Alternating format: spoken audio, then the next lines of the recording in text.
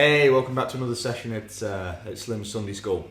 Today I want to talk about a concept that I think is one of the most important a blues guitar player can learn. More important than anything you'll ever learn to do on the fretboard. And that's how to fit in and play well with other musicians. So for this lesson, we're in the key of E. We're assuming we're playing in a pretty standard band format. Two guitar players, harmonica player, bass, drums, maybe some keys going. I've got my looper pedal going. The other guitar player's doing the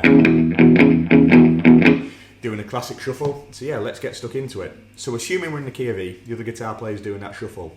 How can we play a part that's sympathetic and complementary to what they're doing?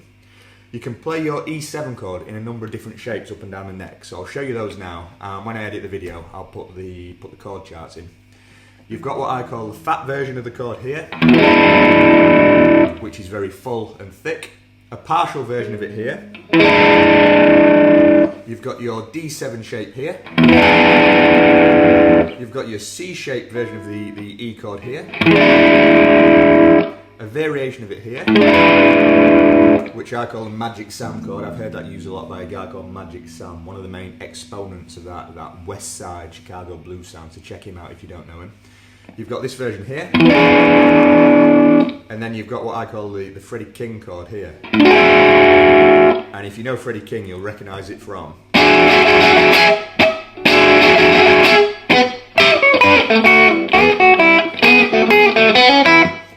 Hideaway.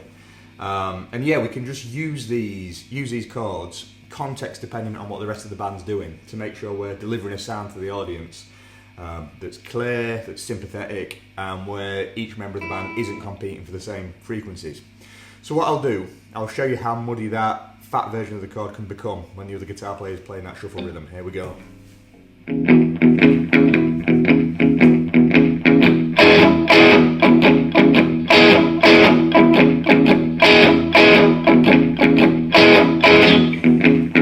So yeah, you can hear there, we're both competing for the same bass frequencies. So what I would do instead, I would either use my D-shape E7 chord, or I'd use my Freddie King chord. Let's hear how they sound in context.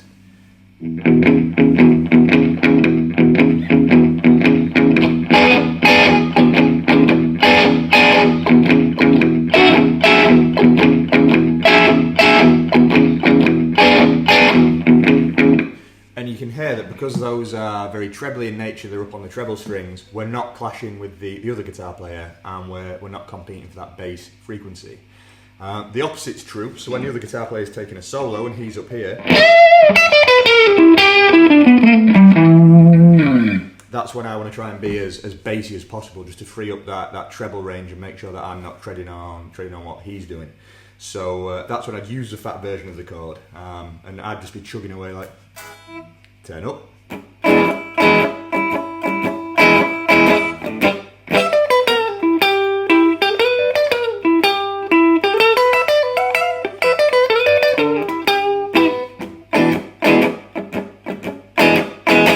And yeah, it's all about just freeing up space for the other musicians to do what they do. And yeah, you just need to be listening constantly while you're playing, adjusting to what the band are doing. And I just find it gives the band a more dynamic, alive feel than each individual musician just chugging through a part that they've learned by rote for the duration of the song. Keith Richards and Ronnie Wood call it the ancient art of weaving. And I love Keith Richards as a rhythm player. He's one of my favourites. And yeah, it's just a philosophy that I've tried to adopt in my own playing. And for me, I mean, I'd rather have a room full of people dancing to a rhythm that I'm laying down than a front row of people staring intently at a virtuoso solo. I'm definitely not a virtuoso anyway, so that would never happen. But for me, I can happily play that part all night, as long as the audience are moving and the band is grooving. I'm a happy man. So hopefully you've learned some stuff there that you can implement into your own toolbox, and hopefully you're gonna have years of fun playing and creating with other blues musicians. We all need to chip in to keep the blues alive. So yeah, good luck with it. Take care.